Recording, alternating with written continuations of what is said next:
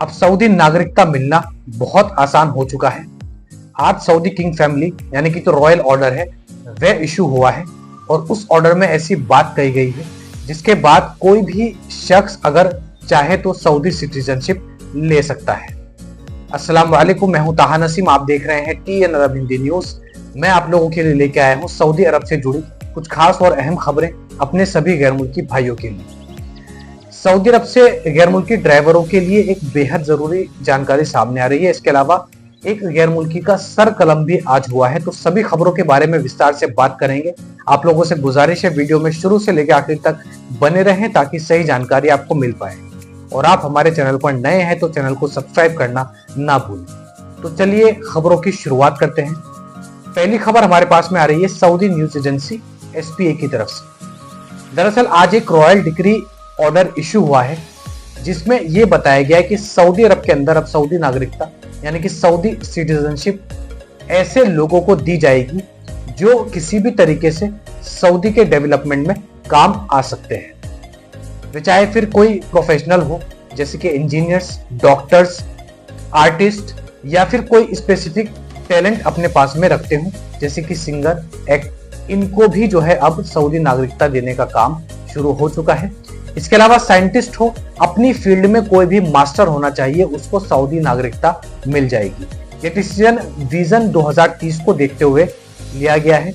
इस डिसीजन से सऊदी अरब में डेवलपमेंट होगा और बाहर के लोग जब सऊदी के अंदर इन्वेस्ट करेंगे तो सऊदी की इकोनॉमी में भी अच्छा खासा ग्रोथ देखने के लिए मिलेगा। इसलिए सऊदी किंग ने यह फैसला लिया है।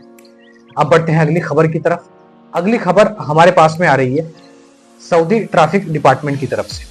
पिछले कुछ सालों से हमने देखा कि सऊदी अरब के अंदर नशे को लेकर कितनी बड़ी और कितनी सख्त चेकिंग चल रही थी।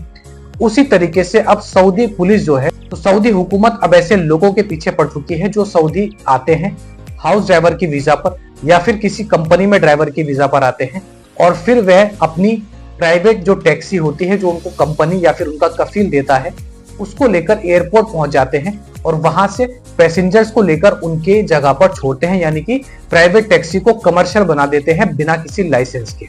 तो सऊदी अरब के अलग अलग एयरपोर्ट से पिछले एक हफ्ते की अगर हम बात करें तो 1100 गैर मुल्कियों को 1100 ड्राइवरों को गिरफ्तार किया जा चुका है जो कि अपनी प्राइवेट कार को कमर्शियल टैक्सी की तरह इस्तेमाल कर रहे थे बिना किसी लाइसेंस के। वे पैसेंजर्स को इधर से उधर छोड़ रहे थे।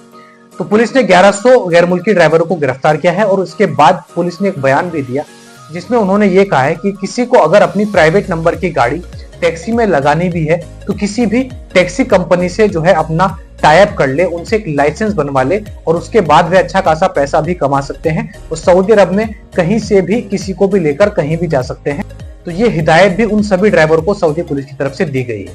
मैं आपको बता दूं कि सऊदी अरब के अंदर अगर कोई भी ड्राइवर अपनी प्राइवेट टैक्सी में कमर्शियल टैक्सी की तरह उसको यूज करते हुए पकड़ा जाता है तो उसके ऊपर 5000 रियाल का जुर्माना लगता है और उसकी कार को भी जब्त कर लिया जाता है पुलिस के द्वारा। अगली खबर हमारे पास में आ रही है मक्का शरीफ को लेकर।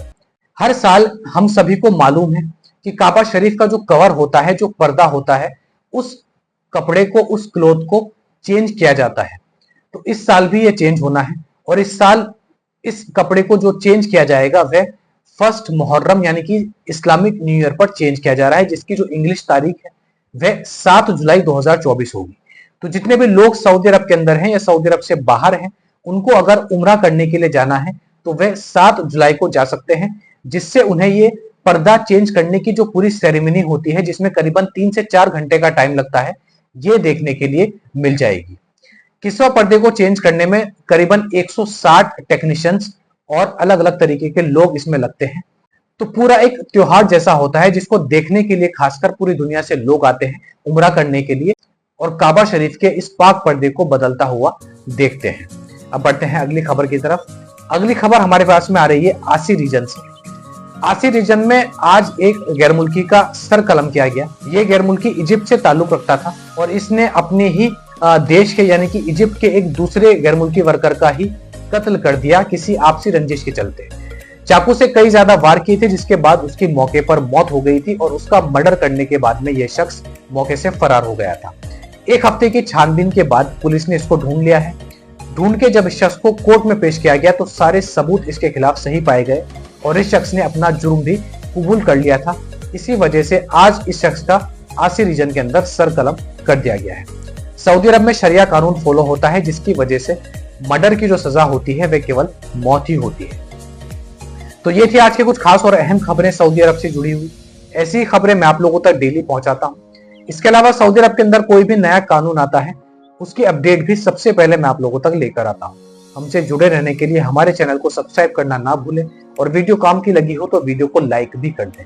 मैं ताहा नसीम अब आपसे इजाजत चाहता हूं। इंशाल्लाह कल आपसे फिर मुलाकात होगी नई और ताजा खबरों के साथ। तब तक अपना ख्याल रखें।